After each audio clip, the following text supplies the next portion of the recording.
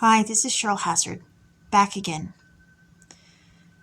So, I talked about how it's not healthy to be only dependent on one person, and how I learned that, and I pointed out that I had to learn that the hard way.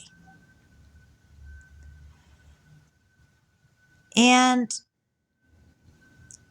some of the things that affect how dependent a person is on other people are things like what is their level of self esteem and self confidence. And if it's low, they might be more dependent on somebody. And it could be the wrong person. And that can be very difficult. And I've had that happen to me. And then there's the health. If your health is bad, you might be more dependent on other people than you want to be. And I know how that is too. And people just send messages like I'm just lazy. And they don't know what it's like to have bad health. They don't get it. What it's like to be unable to breathe, feeling weak, tired, having a migraine regularly. Some people might, but there's others that say things and they don't know what it's like.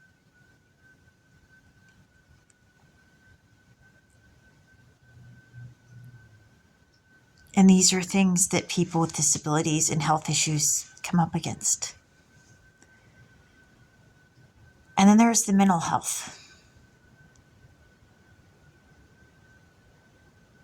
Is a person depressed, having panic attacks? And I've had them too. They're horrible. You feel like the room's spinning, like your head's spinning. You can't think. You feel like you're shaky. You feel like you got to sit down, can't breathe. In that moment, like you're lost. There's just no you in there. It's all I can't breathe and I can't think. And it's hard to even communicate that you need to sit down.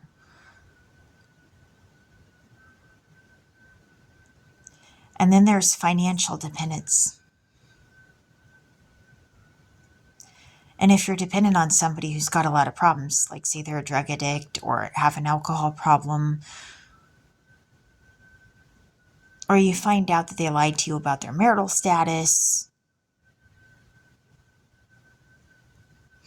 things like that.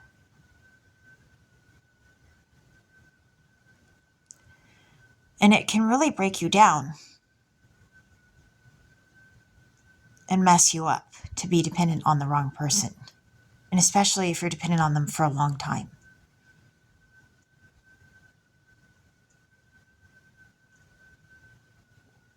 You end up homeless because you were dependent on the wrong person.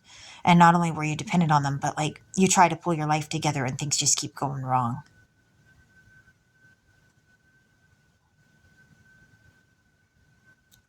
So a lot of what I'm teaching about is about being, codependency. And a huge part of codependency is the thing about being dependent on the wrong person.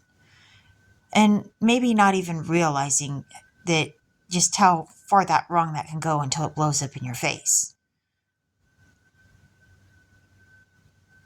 Part of codependency, to overcome it, you have to learn to recognize when is it that you're depending on the wrong person for your self-esteem, your self-worth, financially, to be there. And there could be a lot of things wrong with a person. And sometimes it takes a bit to see it. And a lot of people who are codependent may be beating themselves up for choosing the wrong person again, for not seeing the warning signs. And a lot of the time, the person wasn't always honest about what was going on. Like if they're an alcoholic or they've got a drug problem, They may not always be honest about it. Or that person's leading a secret life and you don't know it. So you beat yourself up thinking, if only I'd seen this, if only I saw that. How did I miss that?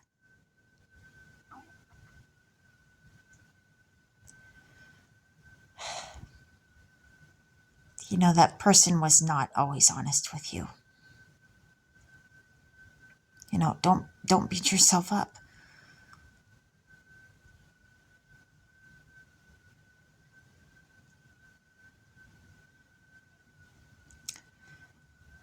But one red flag I will talk about is rushing the stages of the relationship.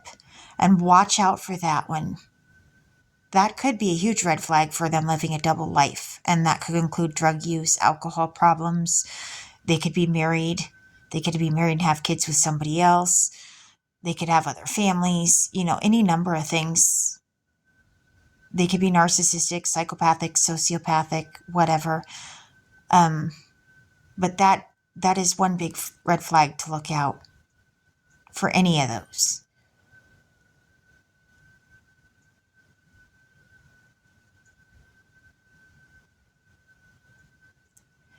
And so if you have codependency issues, yeah, you might have to learn to trust yourself all over again. I know that I'm having to learn to do that. And I'm also having to learn to trust in God, too. This is Cheryl Hazzard speaking.